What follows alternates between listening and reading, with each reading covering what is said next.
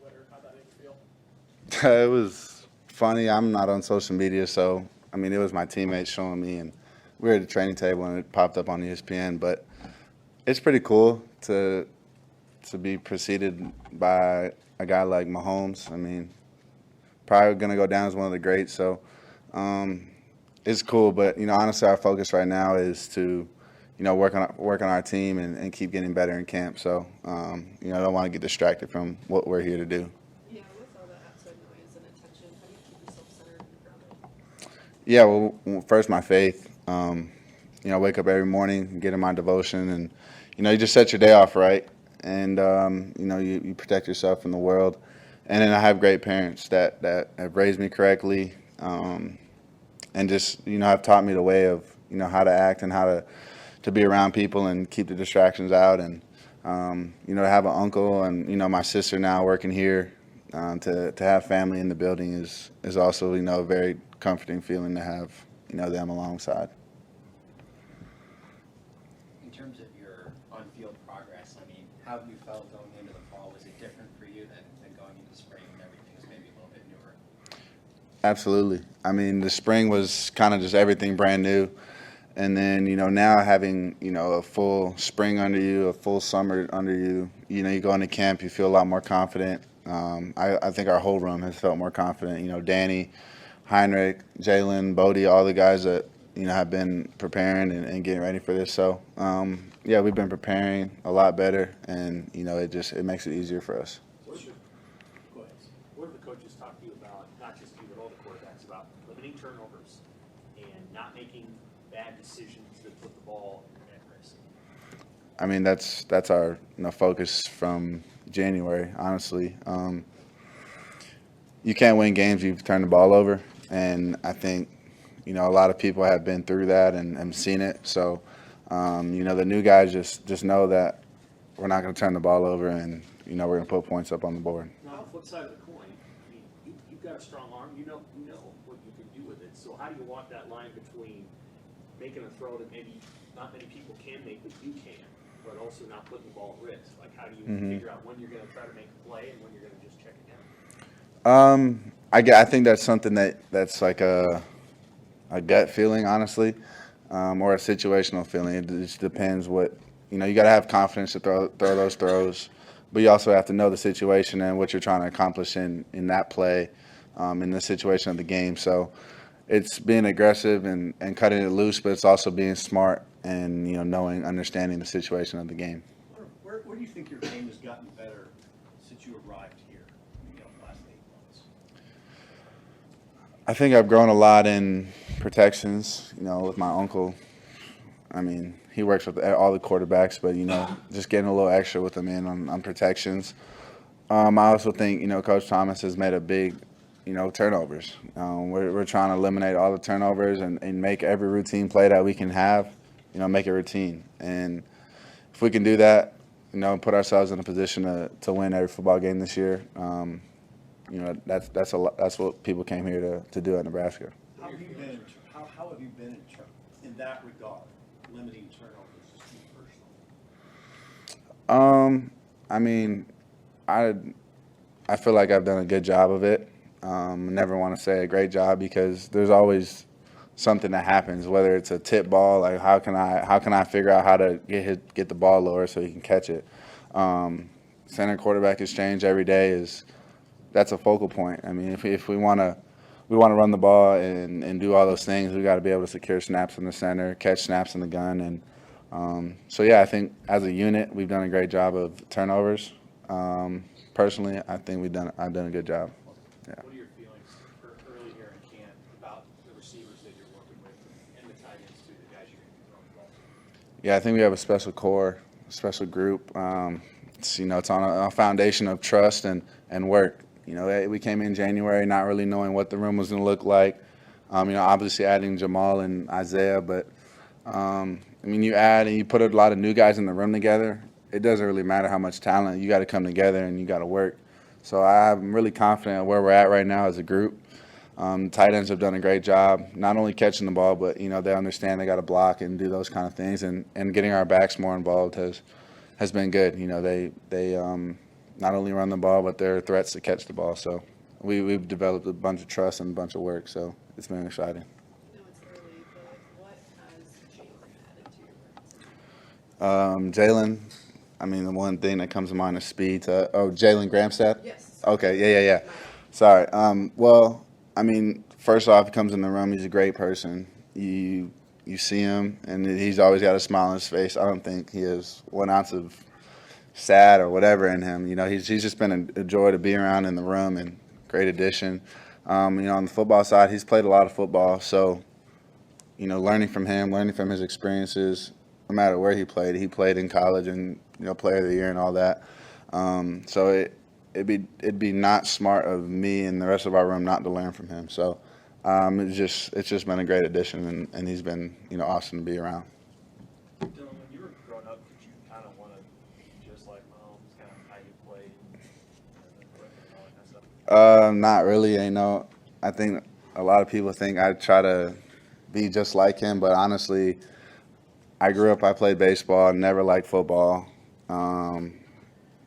As a kid, I always wore glasses. I've had this haircut since 6th, 7th grade maybe, and I didn't really know about Mahomes then. And I mean, I had my own little kick to it. So, I mean, it's not completely like him, but I guess if that's what people want to say, that guy's one of the best, so it's cool. But I just try to do mimic my game after, myself. But it also, if you're trying to get to where you want to get to, you have to see and know what it takes to get there. And I think he's done more than enough to see what it takes. And it's just learning football. But yeah, just try to do my thing, and hair, I guess, looks like it. Do you wear number 15 because of him, or is there some other significance behind that? No, I wore 15 when I was my first year of football. Tim Tebow. Strong Christian person, played football, in Florida, and I look up to people that have good character and are good at their good person, and he was that guy at the time. I kind of went away from it. I went to 1, and then it felt better to be in 15. Honestly, at Buford, a funny story. KJ Bolden wore number 1, and when I transferred there, we were trying to work something out, like, can I get 1 and whatever, and then it kind of just worked out to be 15. And as I started wearing it, it just I felt like it fitted me, and I mean it's a cool number, I think. Have you and Malachi figured out what you're gonna do? Right now?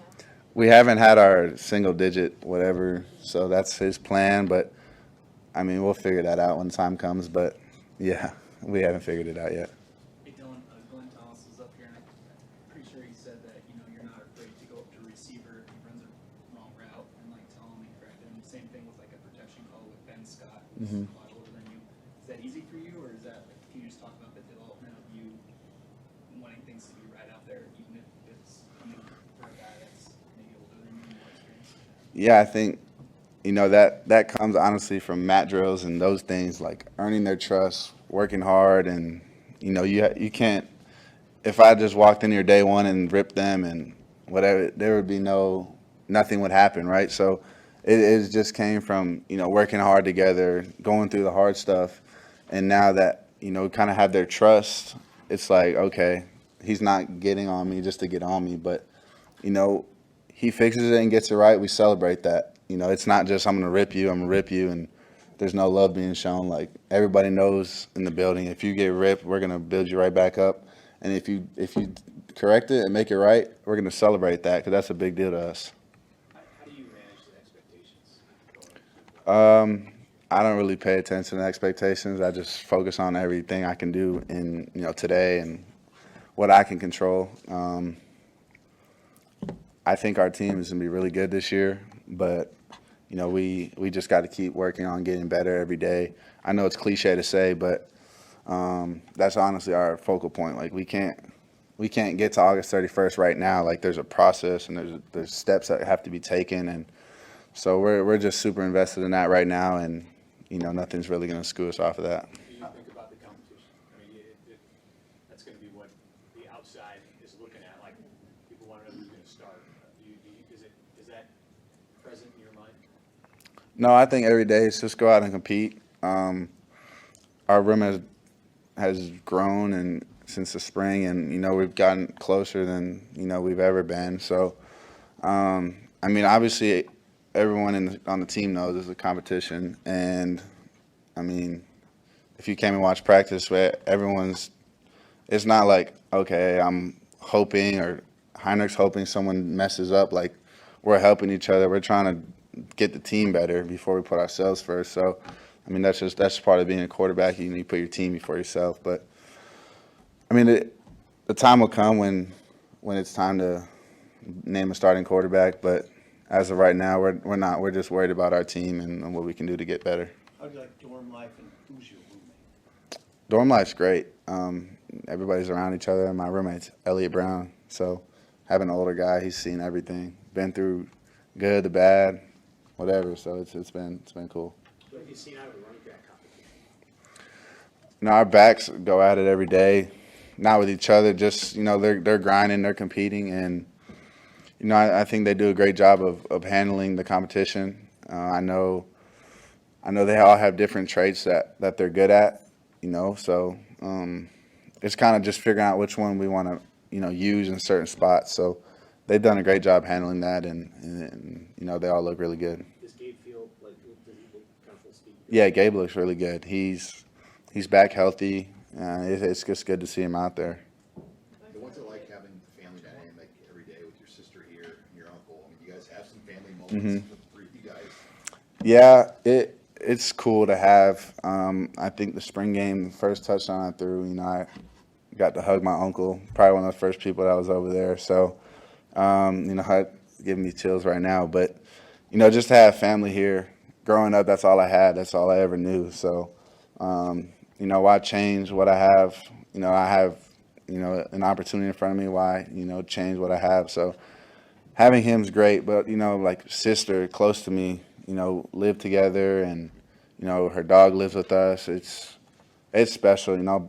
Both my siblings, we have a special bond, and I wouldn't trade it for the world. So it's just comforting to, look to the sideline, see my uncle there.